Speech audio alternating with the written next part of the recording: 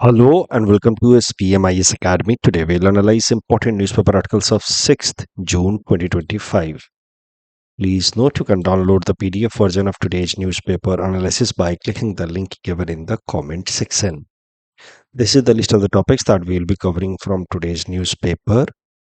The first topic is about Pakistan, which is to chair UNSC's anti-terror panel. So this topic is going to be important from our syllabus GS paper 2 international relations point of view. Current news क्या है पहले वो समझते हैं। पाकिस्तान को appoint किया गया है आज चेयर या फिर को chair for two important bodies at United Nations dealing with terrorism. तो ये अपने आप में बड़ा ही पैराडॉक्सिकल सिचुएशन है। ऐसा देश जो अपने यहाँ पे टेररिज्म को स्पॉन्सर करता है, उस देश को यूनाइटेड नेशंस प्लेटफॉर्म पे इम्पोर्टेंट पोजीशन दिया जा रहा है in order to deal with terrorism. देखते हैं क्या न्यूज़ है। यूनाइटेड नेशन की जो एक बॉडी है, United Nation Security Council, one of the 6 principal organs में से एक है। एंड इनफैक्ट आप कह सकते हैं कि यूनाइटेड नेशंस की सबसे महत्वपूर्ण प्रिंसिपल ऑर्गन या महत्वपूर्ण बॉडी है यूएनएससी। वहाँ पे 2 अलग अलग कमिटीज हैं। एक है standing committees against the Taliban. उस कमिटी का चेयर दिया गया है पाकिस्तान को, यानी कि पाकिस्तान को मौका दिया गया है उस कमिटी को हेड करने का। वाइल दूसरी एक उससे भी ज़्यादा इंपॉर्टेंट कमिटी है जिसके बारे में आज हम लोग ज़्यादा डिस्कस करेंगे because this is more important. Counter terrorism committee, short में सीटीसी। काउंटर टेररिज्म कमेटी में वाइस चेयर हैंडल किया गया है पाकिस्तान को, हैंड ओवर किया गया है पाकिस्तान को। तो important positions have been assigned to Pakistan at UNSC platform to deal with terrorism. Standing committee against Taliban का चेयर मिला है एंड काउंटर टेररिज्म कमिटी का वाइस चेयर पोजीशन मिला है पाकिस्तान को। Both these panels monitor and implement sanctions against terrorism across the world. Of course Bharat के लिए it's a matter of concern, क्योंकि इंडिया का एक इम्पॉर्टेंट लक्ष्य है in global politics to establish that Pakistan is hub of terrorism. But this recent development is contrary to India's efforts. UNSC का जो भी अपॉइंटमेंट होता है that requires consent from permanent as well as non permanent members of United Nation Security Council. मौजूदा time में Pakistan is one of the 10 non permanent members. I hope you are able to recall कि UNSC के अंदर 15 members होते हैं किसी भी वक्त, उसमें से 5 मेंबर्स होते हैं permanent members. US, UK, France, Russia and China are permanent members, जबकि 10 नॉन परमानेंट मेंबर्स होते हैं जो 2 साल के टर्म के लिए चुने जाते हैं। तो currently Pakistan is also a non permanent member of UNSC. लेकिन यूएनएससी के किसी भी इंपॉर्टेंट कमेटी के अंदर चेयर पोजीशन प्रोवाइड करने के लिए बाकी यूएनएससी मेंबर्स का कंसेंट चाहिए होता है। तो इस पर्टिकुलर केस में पाकिस्तान को अगर ये इंपॉर्टेंट पोजीशन मिला है तो कहीं ना कहीं डायरेक्ट या इनडायरेक्ट सपोर्ट मिल रहा है पाकिस्तान को by major stakeholders of UNSC. इसमें जो 5 परमानेंट कंट्रीज हैं, कहीं ना कहीं उन्होंने भी पाकिस्तान को बैकिंग दी है। चाइना का बैकिंग तो ऑब्वियस है, लेकिन बाकी सारे देशों ने भी कहीं ना कहीं डायरेक्टली पाकिस्तान को यहाँ सपोर्ट कर दिया है, which is a matter of concern for India. अब थोड़ा बात करते हैं इस बॉडी के बारे में, काउंटर टेररिज्म कमेटी के बारे में, जिसमें पाकिस्तान को वाइस चेयर पोजीशन मिला है because it is an important committee at UNSC level to deal with terrorism across the world. ये जो काउंटर टेररिज्म कमेटी है यूएनएससी की, it was created in 2001 after 9/11 attack on US. तो America के ऊपर जब सितंबर महीने में टेररिस्ट अटैक हुआ, तो सितंबर महीने के ही अंत में 28 से 29 सितंबर के आसपास अमेरिका ने यूनाइटेड नेशन सिक्योरिटी काउंसिल में एक रिजोल्यूशन पास करवाया। उस रिजोल्यूशन का नंबर था 1373। इंपॉर्टेंट है, इसको याद रखिएगा प्रीलिम्स या मेंस पर्सपेक्टिव से। तो यूएन रिजोल्यूशन नंबर 1373 की मदद से फिर एक कमेटी बनाई गई United Nation Security Council platform पे, जिसका नाम है काउंटर टेररिज्म कमेटी।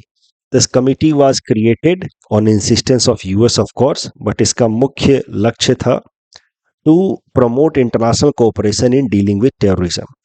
तो टेरर फाइनेंसिंग को कर्ब करने पे फोकस है इसका, साथ ही साथ इंफॉर्मेशन शेयरिंग ऑन टेररिज्म, साथ ही साथ कोई भी देश टेररिज्म को सेफ हेवन ना प्रोवाइड करे, मतलब no state should provide its own territory for terrorist groups to operate.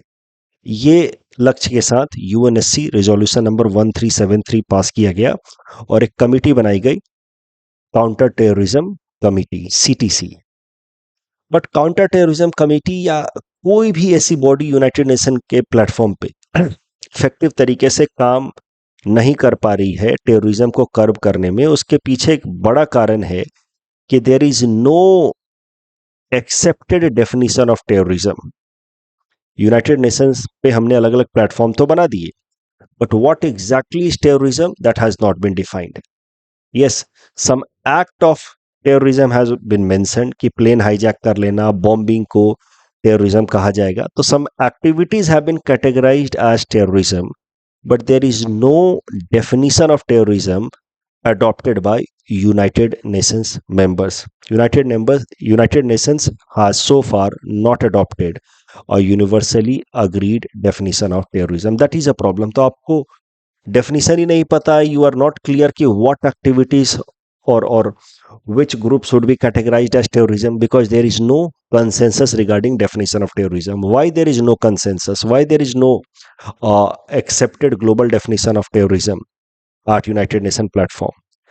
उसके पीछे दो मुख्य कारण है। एक तो है disagreements with respect to understanding या recognition of different groups। ये पॉलिटिकल डिसएग्रीमेंट मेनली आता है because of categorisation of extremist groups. Some countries categorize certain extremist groups as freedom fighters while other call them terrorist. For example, Hamas की ही बात कर लेते हैं।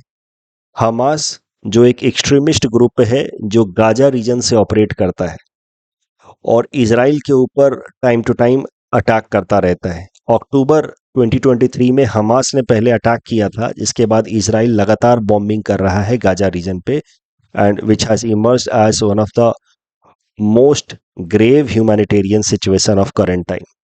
अब हमास को कई सारे इस्लामिक कंट्रीज हैं इंक्लूडिंग ईरान एंड ऑल, वो हमास और उसके जो कैडर्स के लोग हैं उनको फ्रीडम फाइटर की तरह देखते हैं कि they are fighting against illegal occupation of Israel over Palestinian land. जबकि कई सारे ऐसे देश भी हैं, US, European Union, Israel, they categorise Hamas as terrorist group. तो ये एक डिसएग्रीमेंट है कि किस ऑर्गेनाइजेशन को, मतलब किसी भी टेररिस्ट ग्रुप को कई सारे ऐसे देश हैं या लोग हैं उनको फ्रीडम फाइटर्स की तरह देखते हैं, जबकि बाकी लोग उसको टेररिस्ट की तरह देखते हैं। कभी कभार होता क्या है कि there is some legitimate resistance against authoritarian system. जैसे श्रीलंका के अंदर हुआ, एक प्रोटेस्ट हुआ, वहां की सरकार को हटाया गया। बांग्लादेश में हुआ है लास्ट ईयर। उसके पहले अरब स्प्रिंग नाम का एक फिनोमिना देखने को मिला 2010 में। It was a pro democratic movement जिसमें वेस्ट एशिया के अंदर कई सारे देशों में वहां के ऑथोरिटेरियन रेजिम को हटाया गया और वहां पे डेमोक्रेटिक गवर्नमेंट लाया गया, right from Tunisia to Libya, Egypt. इसी साल हमने देखा है, लास्ट ईयर बेसिकली हमने देखा है सीरिया के अंदर रेजिम चेंज हुआ है, अफगानिस्तान के अंदर रेजिम चेंज हुआ, Taliban came to power in 2021। अब बहुत बार ऐसा देखने को मिलता है कि पहले से ऑथोरिटेरियन सिस्टम है, एक सरकार जो है वो लोगों को एक्सप्लॉइट कर रही है। जैसे ट्यूनिसिया का एग्जांपल ले लीजिए, और वहां पे लोगों ने प्रोटेस्ट किया, थोड़ा सा आर्म्ड रिवॉल्यूशन भी हो गया, और उसके बाद सरकार को हटा करके लोगों ने नई सरकार लाई, डेमोक्रेटिक फॉर्म ऑफ गवर्नमेंट लाई। अब जो लोग रेजिस्टेंस कर रहे थे, legitimate resistance against authoritarian system in order to bring democracy, क्या उन लोगों को टेररिस्ट कहा जाना चाहिए? For example, Bangladesh liberation war के दौरान जो मुक्ति बाहिनी नाम की ऑर्गेनाइजेशन थी, क्या उसको टेररिस्ट कहा जाना चाहिए? So such kind of doubts, dilemma remains while giving any universal definition of terrorism, and that is the reason why so far there has been no accepted definition of terrorism globally. United nation platform पे भी है नहीं ऐसा कोई definition. Bharat ने एक कोशिश जरूर की थी. इन 1996 India proposed a suggestion, a document जिसका नाम है Comprehensive Convention on International Terrorism, CCIT. 1996 में it was proposed by India at United Nations General Assembly platform, जिसके अंतर्गत भारत ने सजेस्ट किया कि first of all world countries should adopt a universal definition of terrorism, and then on that basis we need to identify कि which are the terror groups across the world. उन सारे terror groups को ban किया जाना चाहिए. उन group से associated जो टेररिस्ट हैं उनके खिलाफ स्पेशल लॉज ला करके उनको प्रोसिक्यूट करना चाहिए. साथ ही साथ क्रॉस बॉर्डर टेररिज्म को एक्सट्रीडिटेबल ऑफेंस बनाया जाना चाहिए. यानी कि मान लीजिए कि पाकिस्तान से कोई टेररिस्ट आकर के भारत में टेररिज्म की एक्टिविटी करके वापस चला जाता है, बॉम्बिंग करके भाग जाता है, तो उस केस में Pakistan as a UN member should be accountable and it should send back that terrorist to India in order to get that terrorist subjected to law and get him or her prosecuted. तो ये सब कुछ proposal दिया था भारत ने under CCIT, Comprehensive Convention on International Terrorism, but of course this proposal has not been accepted so far, and that is the reason why there is no universally accepted definition of terrorism, which is perhaps the biggest hindrance in dealing with terrorism. और पाकिस्तान जैसा देश भी anti terrorism panels का head बन जाता है क्योंकि terrorism की कोई डेफिनेशन ही नहीं है. पाकिस्तान दुनिया भर में क्या कहता फिरता है कि ये टेररिस्ट नहीं है, ये सब लिबरेशन ढूंढ रहे हैं, आज़ादी मांग रहे हैं, यही सब नॉनसेंस फैलाता रहता है Pakistan. So globally we need to have first of all a universal definition of terrorism. That is the first hurdle that world countries needs to clear. Then only there can be a true step in the direction of dealing with this menace of terrorism. इस discussion के basis पे prelims practice question है. Please attempt this question and submit the answer in the comment section. Next topic is about India elected to United Nations Economic and Social Council. Important from our syllabus GS paper 2 international organizations point of view. सबसे पहले United Nations के बारे में थोड़ा सा देखते हैं. United nation एक इंटरनेशनल बॉडी है, 1945 में बनाई गई राइट आफ्टर वर्ल्ड वॉर 2, ताकि इस तरह के वॉर, कैटास्ट्रोफिक वॉर दोबारा रिपीट ना हो. ये सब बेसिक बातें आई जस्ट होप आपको याद होंगी, हमने पहले भी न्यूज़पेपर एनालिसिस में देखा है. यूनाइटेड नेशंस के अंदर 6 उसके मेन बॉडीज हैं जिनको कहा जाता है principal organs of United Nations. उसमें सबसे सेंट्रल है यूनाइटेड नेशन जनरल असेंबली, जिसमें यूनाइटेड नेशंस के सारे मेंबर कंट्रीज को रिप्रेजेंटेशन मिला हुआ है. 193 member countries have representation at United Nation General Assembly. उसके अलावा 5 और प्रिंसिपल ऑर्गन्स हैं यूनाइटेड नेशन के. एक सेक्रेटेरिएट है जहाँ पे सारे ऑफिशियल वर्क्स होते हैं. देन सिक्योरिटी काउंसिल है जिसके बारे में अभी हमने बात की. Trusteeship council, international court of justice which is judicial wing of United nation, and economic and social council. अभी जो इकोनॉमिक एंड सोशल काउंसिल है यूनाइटेड नेशंस की, इसको भी यूएन चार्टर के हिसाब से ही बनाया गया. यूएन चार्टर समझ लीजिए यूनाइटेड नेशन का कॉन्स्टिट्यूशन, जिसके हिसाब से यूनाइटेड नेशन को बनाया गया है और जिस हिसाब से यूएन फंक्शन करता है. तो यूएन चार्टर के हिसाब से 6 प्रिंसिपल ऑर्गन्स हैं यूनाइटेड नेशंस के. UN charter was brought in 1945. उस 6 प्रिंसिपल ऑर्गन्स में से एक प्रिंसिपल ऑर्गन है economic and social council, short में इकोसॉक. इकोसॉक का जो ड्यूटी है एज पर यूएन चार्टर वो है to promote higher standards of living and social progress amongst the member countries of United Nations. ऐसा responsibility है ECOSOC का, which is one of the 6 principal organs of United Nations.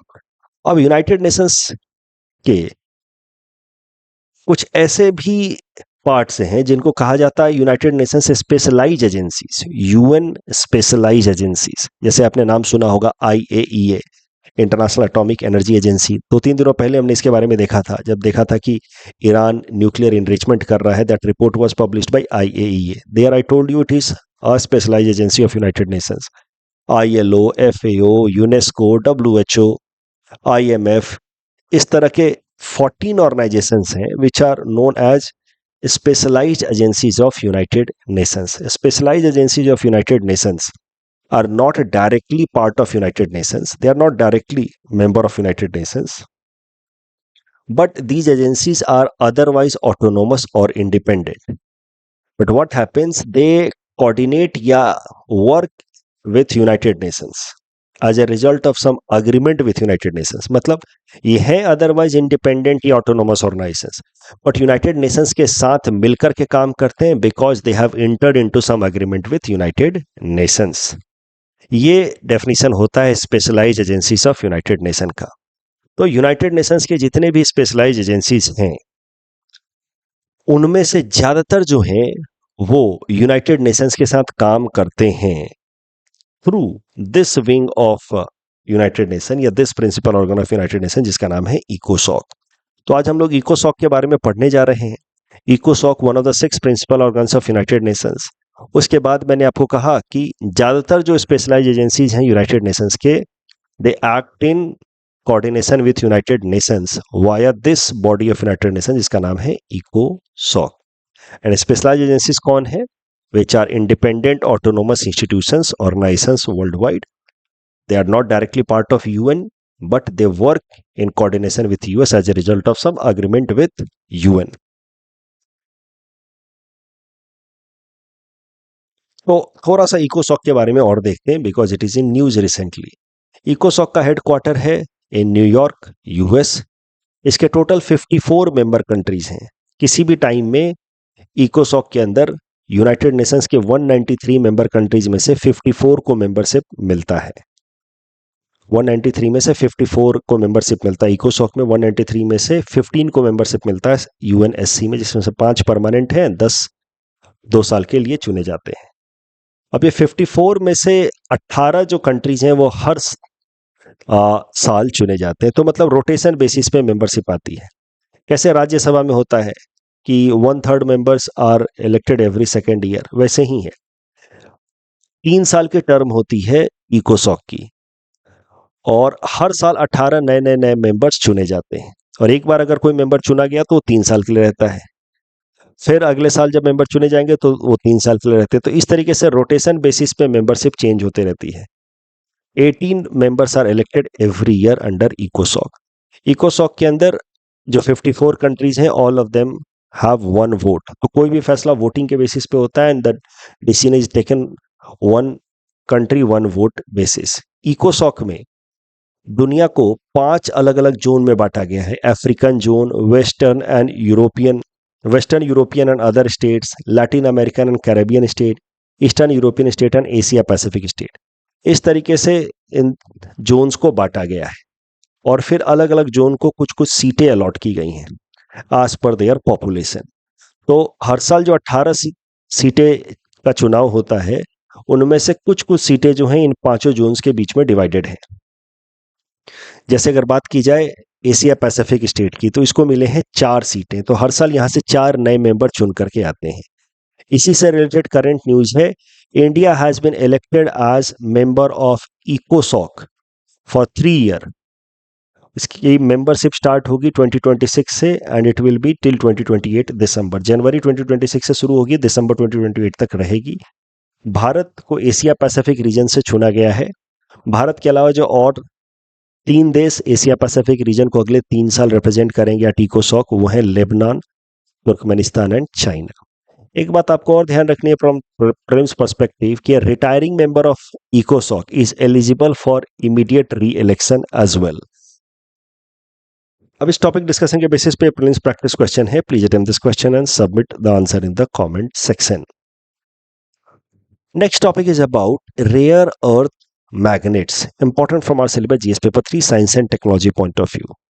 Current news पहले देखते हैं कि Suzuki Motors has suspended production of Swift cars in Japan due to shortage of rare earth magnets. अब ये news इतना important नहीं है, yet I have picked up this news ताकि हम लोग रेयर अर्थ मैग्नेट्स के बारे में समझ पाए। सुजुकी मोटर ने क्या किया है, जापान के अंदर स्विफ्ट कार्स बनाना बंद कर दिया है अभी के लिए, क्योंकि रेयर अर्थ मैग्नेट्स की सप्लाई थोड़ी सी कंस्ट्रेंड हुई है। अब रेयर अर्थ मैग्नेट की सप्लाई मेनली कंट्रोल करता है चाइना, और चाइना ने हाल फिलहाल में रेयर अर्थ मैग्नेट्स की सप्लाई पे कर्व लगा दिया है। That is why rare earth magnets की ग्लोबल सप्लाई चेन में शॉर्टेज हुई है, जिस कारण से सुजुकी मोटर्स को यह फैसला लेना पड़ा। तो रेयर अर्थ मैग्नेट का production and supply is dominated by China, and these rare earth magnets are very important for emerging technologies like clean energy system में, डिफेंस में, एडवांस इलेक्ट्रॉनिक्स, इन सब जगह पे रेयर अर्थ मैग्नेट्स का इस्तेमाल होता है। That is why these rare earth magnets are called strategic materials, और इन rare earth magnets के सप्लाई पे चाइना का डोमिनेशन है, which is a matter of concern for world countries.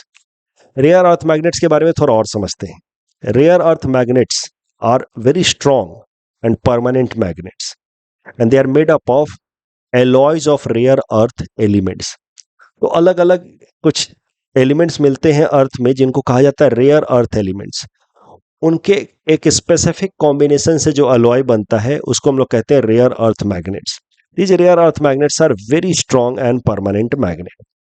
थोड़ा सा रेयर अर्थ एलिमेंट्स के बारे में समझते हैं। रेयर अर्थ एलिमेंट्स को रेयर इसलिए कहा जाता है बिकॉज वो कहीं पे भी कंसंट्रेटेड अमाउंट में नहीं मिलते। ध्यान रहे, rare earth elements are relatively abundant in nature, मतलब ऐसा नहीं है कि रेयर अर्थ एलिमेंट जिनको कहा जा रहा है वो मिलते ही नहीं हैं अर्थ के ऊपर। They are found in abundance, but problem क्या है कि जहां भी मिलते हैं बहुत कम अमाउंट में मिलते हैं, कंसंट्रेशन उनकी बड़ी कम रहती है।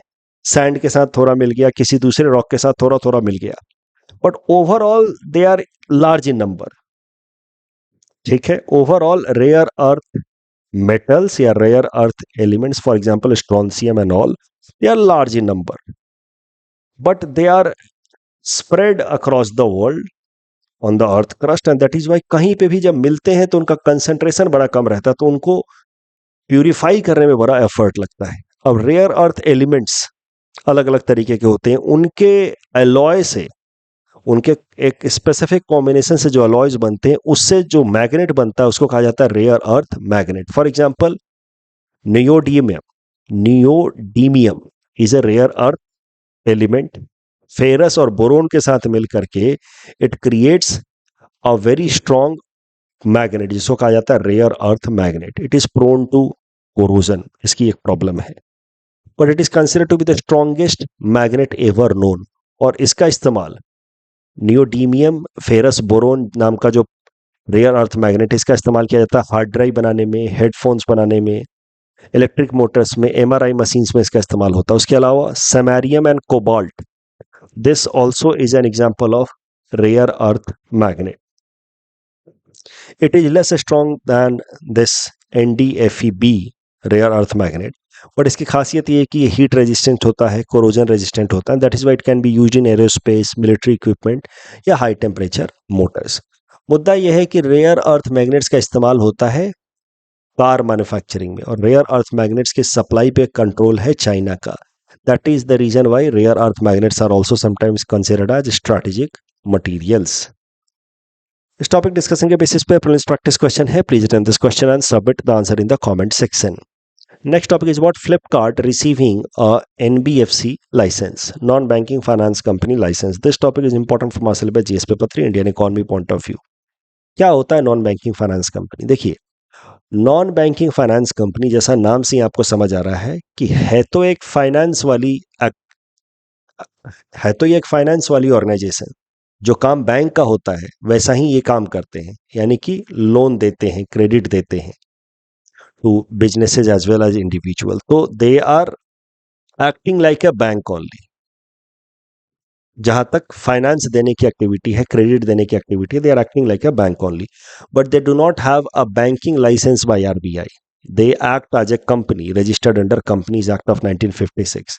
दैट इज वाई इनको कहा जाता है non banking finance company, NBFC. Example इनका हो सकता है Bajaj finance, Muthoot finance, Tata capital finance limited and all. Banks और NBFCs में मेन क्या अंतर होता है? तो बैंक्स जो है वो डिपॉजिट लेते भी हैं लोगों से और लोन देते भी हैं। NBFC जो है they can not accept deposits but they can give loans. तो NBFC do not accept demand deposit but they can give credit या लोन। उसके अलावा बैंक में जो भी हम पैसा जमा करते हैं उसमें 5 लाख रुपए तक उसमें इंश्योर्ड रहता है। बट एनबीएफसी में अगर पैसा कोई जमा करता है टर्म डिपॉजिट तो देयर इज नो इंश्योरेंस। ये सब कुछ बेसिक अंतर है बैंक्स और एनबीएफसी के बीच में। बट एनबीएफसी को भी मोटा मोटा रेगुलेट करता है आरबीआई ही। एनबीएफसी भी अगर आपको बनाना है तो आपको आरबीआई से लाइसेंस लेना होता है। न्यूज ये है कि Flipkart has got an NBFC licence from RBI and now this will allow Flipkart to lend money directly. But Flipkart cannot take demand deposit because NBFCs cannot take demand deposits. This is for the first time RBI has granted license to a major e-commerce player in India. Flipkart को NBFC का licence दिया, पहली बार किसी e commerce player को मिला है। अभी तक फ्लिपकार्ट लोन देता रहा है, अभी इससे पहले भी, इस लाइसेंस मिलने से पहले भी Flipkart has been offering loan but through tie-ups, like tie-ups with Axis Bank, IDFC Bank and all. But now after this license, Flipkart can offer loan directly to the customers and sellers on its platform. तो अब आप Flipkart पे अगर कोई महंगी चीज खरीद रहे हैं, लैपटॉप, मोबाइल फोन, तो आपको फ्लिपकार्ट साथ ही साथ लोन भी ऑफर कर सकता है और वहां से आप लोन लेकर के सामान खरीद सकते हैं। इसके पहले भी इस तरीके का ऑप्शन देता था Flipkart, but through tie-ups with banks like axis bank and IDFC bank etc. इस टॉपिक डिस्कशन के बेसिस पे प्रीलिम्स प्रैक्टिस क्वेश्चन है। Please attend this question and submit the answer in the comment section. RC Cooper case से संबंधित दोनों statement सही थे। Aspirational district programme को लेकर के तीसरा स्टेटमेंट गलत है, बाकी 1, 2 एंड 4 स्टेटमेंट सही हैं। वर्ल्ड एनवायरनमेंट डे में यहाँ पे बस एक चेंज किया हुआ है, जुलाई नहीं जून होगा। Correct answer would be 1 and 2 only. ये तो सीधा सीधा जवाब होगा Mount Stromboli. That's all from our side for today. Thanks for watching.